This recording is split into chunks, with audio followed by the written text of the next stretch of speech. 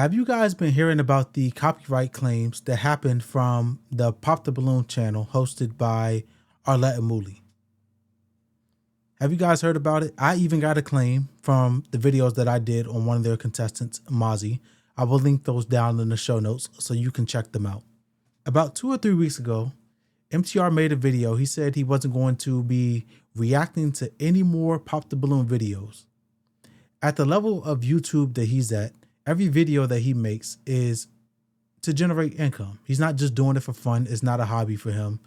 You know, he's taking time out to watch, commentate, make thumbnails, choose a title, upload, all of the things, the back end stuff that is important to make your video attractive. That's all the stuff that he's doing. And if he can't make money from it, it's probably not worth it to him. So he said, hey, they don't want to see commentary channels reacting to their videos. He wasn't going to do it anymore. Well, the newest development is that with the release of their latest episode, episode 56, Arlette and her husband, BM, who produces the show behind the scenes, they decided to launch their own revenue sharing program outside of what YouTube already allows. For the people on the channel that are not content creators, let me explain the YouTube system to you.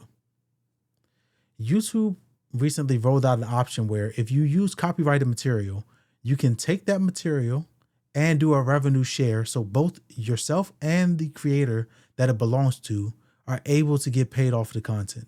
You get paid because you repurpose the content, and the original copyright person has the option to get paid as well. It's some back-end business stuff. You don't see it unless you're a YouTube partner, but that's what it is. That's the criteria for YouTube. And Arlette and BM have put out their own criteria, and that's what all the cause of commotion is as of right now. Basically, they want to determine who can react to their videos, their Pop the Balloon episodes, their follow-ups, and what those people can say. So they put out a whole list of demands, a whole criteria. Let me pull that up. So here's the revenue sharing form: contested protection clause, respect and non-defamation clause, platform integrity clause, credit and visibility, right?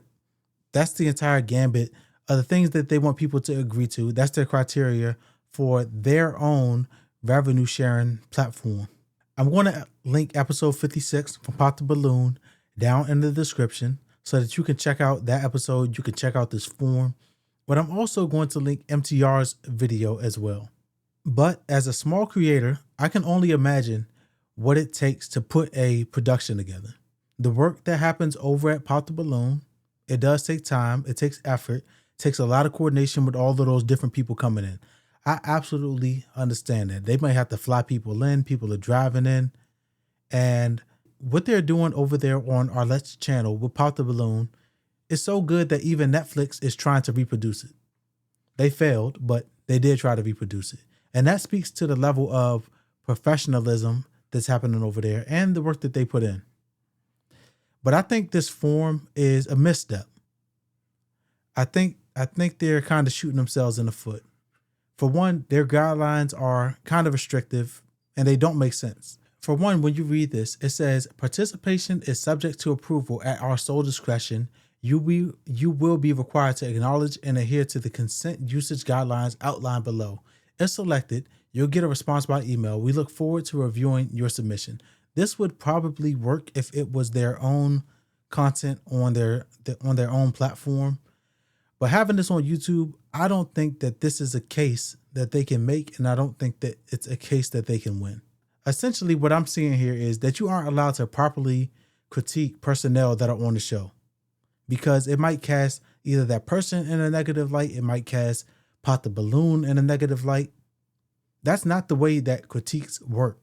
And if this was enforceable, these big movie studios that have things that flop, they would probably implement this. The Snow White movie. Remember that? That woke trash, as people call it.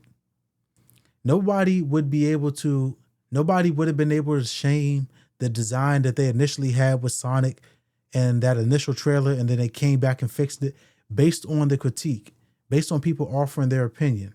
If large movie productions can't enforce this type of compliance where you can't critique their work, then the YouTube show, as much as I like it, as good as I think it is, as professional as I think it is, a YouTube show is not going to be able to enforce that and tell people what it is they can and can't say about their work.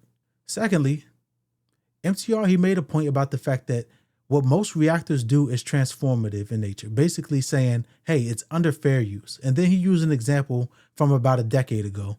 Let me play that so you guys have the context of that as well.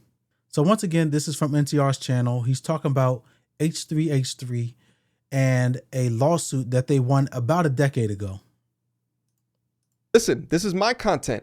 You can't do that. Additional information is that H3H3 utilized, I believe it was like 80 to 90% of the original work. So because they did that, the Haas channel said, hey, listen, you used too much of our content. Well, a year later, after hundreds of thousands of dollars of fighting this in copyright court, H3H3 won. For the quintessential commentary that it exhibits, but that it's a hallmark for fair use. This is a video that won fair use on YouTube. She said there's no doubt. No doubt, really. It's fair use. She said no doubt. You know? Right. So go enjoy it and watch the ads so that we can make money from the property we own. So the third factor is an important one because it talks about the amount used. And everybody involved would say fairly that we did use a lot of the work. But something that we argued and always believed is that the amount that you use has actually no bearing on fair use. The only thing that matters is that you used it for a reason. Without using actual clips, the commentary and critique here would lose the context and utility. Here, the context and quality and importance of the videos of the clips used by the defendants was reasonable to accomplish the transformative purpose of critical commentary. This factor is therefore neutral. A great deal of the plaintiff's work was copied, but such copying was plainly necessary for the commentary and critique. That's where I'm going to go ahead and pause it because I think it makes the point. It said a great deal of the plaintiff's work was copied, but such copying was plainly necessary to the commentary and critique. Now, I don't really watch any other Pop the Balloon reactions. I only watch MTR's. And based on what they're saying, what he does is transformative. He pauses, he goes over the Instagram profiles of the contestants, which they don't do on a regular show. He be zooming in on people's feet, which I'm not saying I agree with it. I'm just letting you guys know that it happens. He even assaults his mic with the red flag when something comes up, which I've told my wife, we agree on this. It gives me secondhand embarrassment. But what he does is add commentary on top, do his own jokes, get his shit off. And based on the lawsuit that was won a decade ago, it is transformative. He's not copying 17 minutes of the content and just posting it up with nothing to say, no changes, no edits, no additions. So I don't think that Arlette and BM are going to have a leg to stand on in terms of filing and winning copyright claims. It's not sustainable. It's not enforceable. Most creators are going to look at this. They're going to understand that what the initial reason for issuing those copyright claims was, and they're going to brush past it now. Some people are probably going to countersue and get representation of their own, continue to make money off the Pop the Balloon content. For me, I don't get paid off of YouTube, and I'm going to make any commentary regardless of if they claim it or not. If I see something that's worth speaking on, I'm going to make the content. Let me know what you guys think about this issue between reacting channels and Pop the Balloon with Arlette Amuli. I thought it was interesting. I hope that at least MTR continues to make his content because that's the only one that I watch. So we'll see how this goes.